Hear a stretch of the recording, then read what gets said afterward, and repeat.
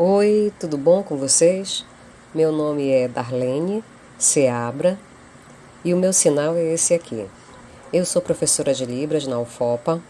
Então, eu irei apresentar o tema As diferentes identidades surdas. É importante vocês ficarem atentos para a explicação dos temas e depois vocês podem ter acesso e ler em PDF, porque todos os textos estão em PDF. Com a leitura, ficará tudo mais claro. Se vocês tiverem dúvidas, podem me mandar e-mail com suas perguntas, ok? Então, a autora Gladys Perlin é uma autora surda que fez diversas leituras e pesquisas e percebeu que existem diferentes identidades surdas. Mas vocês podem pensar, os surdos têm uma única identidade? São todos iguais? Não. Então, os surdos têm diferentes identidades, assim como os ouvintes. Os ouvintes têm diferentes identidades e os surdos também, entenderam? Olhem, nós temos 7 identidades diferentes de surdos. Não se preocupe se não estiverem vendo muito bem, porque esse material está em PDF para vocês. Dentro do tema Identidades Surdas, temos a identidade política. O que está incluso nessa identidade? Vou explicar. Pai e mãe surdos se casaram, ela engravidou e tiveram um filho que nasceu surdo puro. A surdez pode ter sido pela hereditariedade da família, ou por uma doença que aconteceu ou outra situação. A criança, o filho, já nasce surdo puro. Entenderam? Ficou claro? Então, como a criança irá aprender? Ela aprenderá tudo exclusivamente pela Libras. Não aprenderá pela oralidade, porque esse filho será um surdo puro e terá fluência na língua de sinais. Essa é a identidade surda política. É o surdo puro que usa a Libras. Então, também não usa a oralidade, não quer usar a oralidade. Prefere a Libras, se comunicar por meio da Libras. Também, o sujeito nessa identidade tem orgulho de ser surdo. Quer mostrar que é surdo e diz: eu sou surdo. Não tem vergonha, não fica se escondendo. Quer dizer a todos: eu sou surdo. Então, tem orgulho de quem é. Não tem aquela vontade: eu queria ouvir, eu quero. Nesta identidade, o surdo tem orgulho de ser surdo e agradece por ser surdo.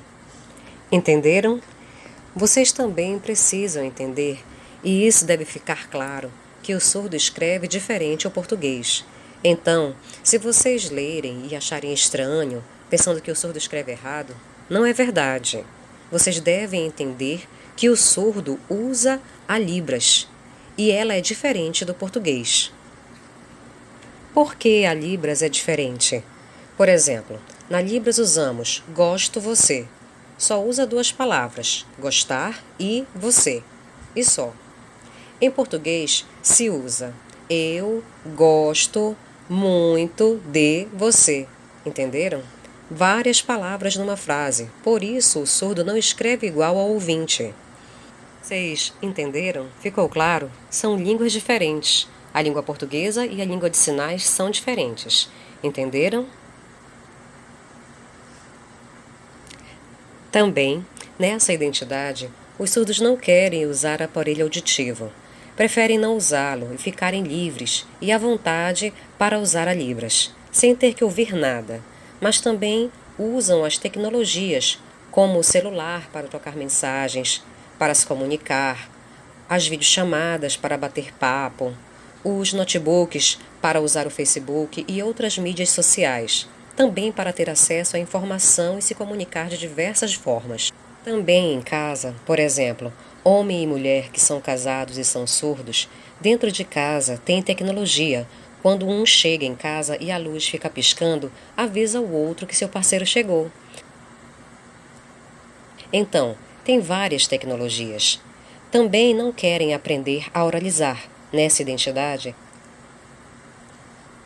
surda, as pessoas preferem participar das associações de surdos, porque escolhem essas associações. Porque nessas associações, os grupos de surdos debatem e se comunicam visualmente. Eles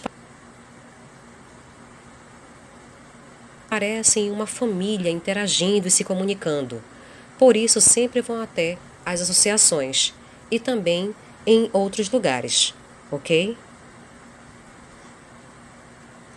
Continuando. Identidades surdas híbridas. Então, pensemos no exemplo: homem e mulher surdos e casados. Ela engravidou e o bebê nasceu ouvinte. Com a idade de 3 ou 5 ou 9 anos, algo aconteceu e a criança ficou surda, porque pode ter acontecido, por exemplo, uma queda e a criança bateu a cabeça, levando à perda da audição. Depende da idade. Também pode ser por doença, como uma febre muito alta, pode levar à surdez. Há vários motivos que podem levar à perda da audição. Outro motivo é a hereditariedade na família. A pessoa na infância era ouvinte e foi crescendo e perdendo a audição progressivamente. Em alguns casos, depende da idade da criança. Na infância, uma criança fala muito em português. Vai crescendo e, de repente, algo acontece e ela perde a audição. Essa pessoa fica angustiada, preocupada, porque agora está surda. Então, começa a fazer um curso de Libras. Ela aprende a língua de sinais e assume que agora é uma pessoa surda e se sente orgulhosa em usar a Libras e em ser surda. Essa pessoa usa as duas línguas, a língua oral e a língua de sinais, porque ela teve uma boa parte da sua vida sendo ouvinte. Também, mas depende de cada um, se quer ou não usar o aparelho auditivo, porque se adquiriu a surdez profunda, não é necessário usar o aparelho. Se a surdez é leve ou moderada, pode usar o aparelho, mas tudo depende da escolha de cada pessoa. Mas essa pessoa continuará usando a Libras e a língua oral.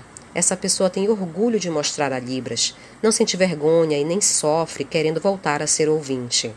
Ela também participa das associações de surdos, interage e se envolve. Ficou claro? Ok?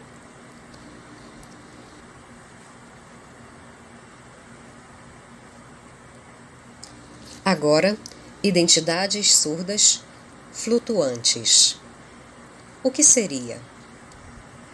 Quando a pessoa nasce surda, essa criança cresce e, dependendo da influência da família, ou ela mesma não quer participar das associações de surdos, ou não tem interesse em conhecê-las, também essa pessoa pode querer se integrar ao grupo dos ouvintes, porque tem uma identidade de ouvinte. Não quer ter a identidade surda, prefere ter identidade de ouvinte. Essa pessoa tenta oralizar e treina muito para conseguir falar. Isso vai depender do grau de surdez, se é profunda, moderada ou leve. Ela também não quer aprender a Libras. Ela quer aprender a oralizar. Então, ela não conhece a cultura surda, não conhece a identidade surda, não conhece absolutamente nada. Só deseja se comunicar com ouvintes. Entenderam? Ficou claro? Vocês viram 3 identidades diferentes. A primeira foi a identidade política, na qual a pessoa nasce surda pura, tem orgulho de mostrar a língua de sinais e não oraliza nada. A segunda foi a identidade híbrida. Nessa, a pessoa nasce ouvinte e, por algo que aconteceu, ela fica surda. Então, nessa, a pessoa aceita a identidade surda. E a terceira, que é a flutuante, nessa não quer a identidade surda, não conhece a cultura surda, não quer nada, prefere o caminho dos ouvintes, acha melhor oralizar. Vai ao fonoaudiólogo para treinar a oralização e ser igual aos ouvintes. Também não quer aprender a Libras. Pensa ser melhor oralizar, não conhece nada, só a fala e não sabe nada de Libras. Ela perdeu a audição e, mesmo que tenha surdez profunda, não tem a identidade de um surdo. Ok?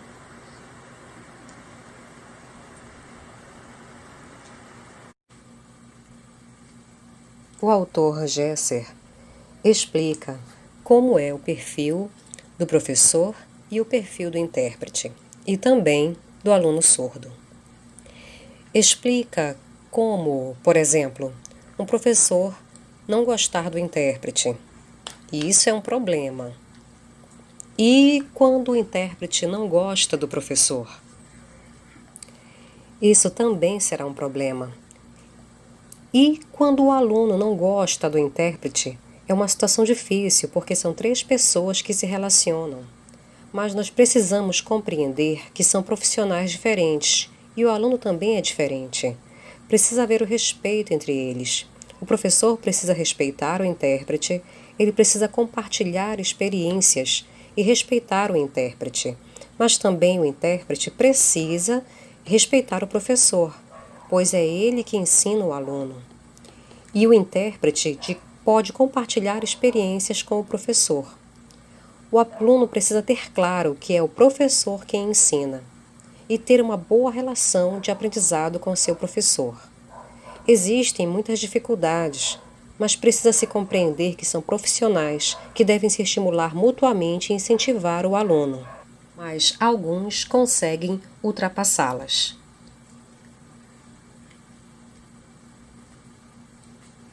Ok? O bilinguismo é o uso da língua brasileira de sinais e também do português. O bilinguismo é ter uma primeira língua, a L1, que o surdo precisa aprender ainda na infância, a Libras, e depois que estiver fluente na Libras, poderá aprender a L2, que é a língua portuguesa escrita. Então, a escola inclusiva precisa ser bilíngue. Vocês sabem que existe a Lei 12.319. Eu já expliquei que o surdo tem direito a uma educação bilíngue. Não importa se é na escola inclusiva ou na escola bilíngue. Elas têm o dever de ofertar.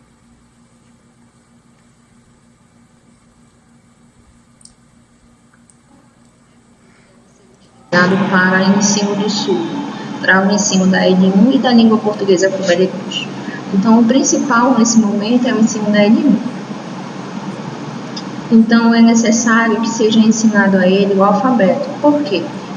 Para que ele possa nomear as coisas. Precisa de uma prática. Então, qual seria? O ensino visual, dos sinais, para que ele possa se comunicar, para que ele possa interagir, para que possa bater papo com as pessoas. E que ele possa soletrar também, fazer o uso da soletração. Então, para o surdo vai ser importante esse processo, para que ele possa comparar também com a escrita de sinais. Então, digamos, uma palavra falada em língua portuguesa por um ouvinte. E aí o ouvinte reproduz ela através da escrita. Então, primeiro para o surdo vai acontecer da seguinte forma, ele vai ser sinalizado e daí ele reproduz na escrita de sinais. Também, com respeito aos animais, pode ser utilizada a escrita de sinais, com a imagem mais o sinal correspondente àquele animal. Então, é importante que a escola seja inclusiva desde a infância, que sejam organizados cartazes com a palavra falada e o sinal, para que ele possa sentir que o professor quer habituar nesse ambiente bilíngue. Então, contar histórias também é necessário, porque se a escola é inclusiva e você ficar só contando histórias para os alunos ouvintes, o surdo vai continuar sem entender nada. Então, você pode utilizar material visual para contar essas histórias para esse aluno surdo. Então, há necessidade da utilização dentro da escola para ensinar o português e a língua de sinais como primeira língua. Está aqui esse exemplo. Vocês talvez não possam enxergar. Eu posso mandar o PowerPoint para que vocês vejam melhor, mais claramente. Tem muitas imagens. Então, o que é importante é que a escola é inclusiva e que o professor também seja inclusivo. Conte histórias para esse aluno surdo, para que esse professor das disciplinas de história e outras disciplinas possam mostrar, contar a história do Brasil, como foi que chegaram até aqui, contar para o surdo. Isso é muito importante, para que ele possa ter entendimento claro sobre esse assunto. As fábulas também. Existem muitos DVDs em língua de sinais que contam essas fábulas. Trabalhar a parte dos adjetivos é importante, porque o professor deixe claro para o aluno surdo quais as características que são referentes às características, cabelo crespo, cabelo mais enrolado, que ele mostre os tipos de pele, as cores das peles, para que ele possa visualizar essas características, para que ele possa utilizar esse classificador para demonstrar esses adjetivos. As cores também são importantes serem ensinadas para esses alunos. Veja a cor. Então, que cor você pinta a sua casa? Qual é a cor do cabelo?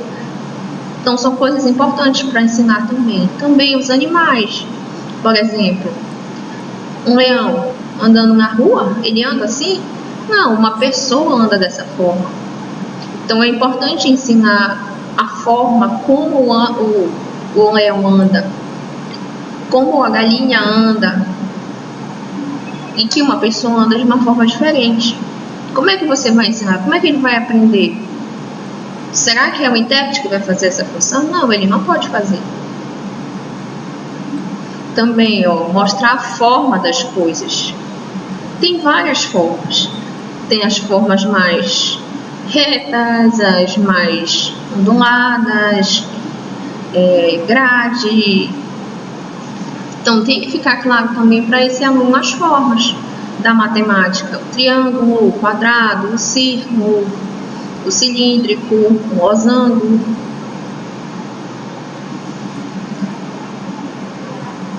A questão do singular e do plural. Ele também são coisas que são importantes. Então, o professor fala, 2 árvores, 4 árvores. Não é assim. Você vai demonstrar, são várias árvores. Uma árvore é apenas assim. Eu vi uma árvore muito bonita. Eu vi várias árvores bonitas. Ou uma floresta bonita. Também uma casa, várias casas. Carro, somente um carro, uma fila de carros. Então, é importante que vocês que têm o desejo de conhecer mais livros que tratem desse assunto, tem muitos que tratam. Não é só um, tem muitos livros. Então, vocês podem utilizar o Google para pesquisar e vocês vão ver a infinidade de livros que existem.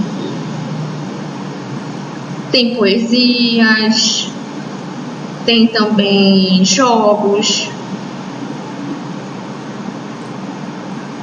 A autora Gessé, ela explica que é importante que vocês pensem em estratégias, em materiais para mostrar para essa criança surda, que ela possa aprender e ser bem-sucedida.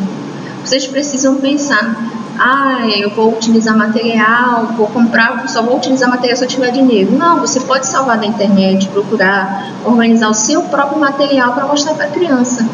Ou fazer no PowerPoint, demonstrar no slide de maneira visual, para que ela possa entender claramente aquele assunto. Vocês sabem também que a escola inclusiva, ela é diferente, porque o ouvinte está acostumado com uma metodologia própria para o ouvinte, mas o surdo, quando você recebe um aluno surdo, você precisa adaptar suas estratégias, a sua metodologia vai se alterar e você tem que se adaptar com materiais visuais, com a língua portuguesa ensinada de uma maneira visual. Vocês sabem que a criança surda precisa aprender primeiro a ELIM, que é a Libras, e depois a língua portuguesa.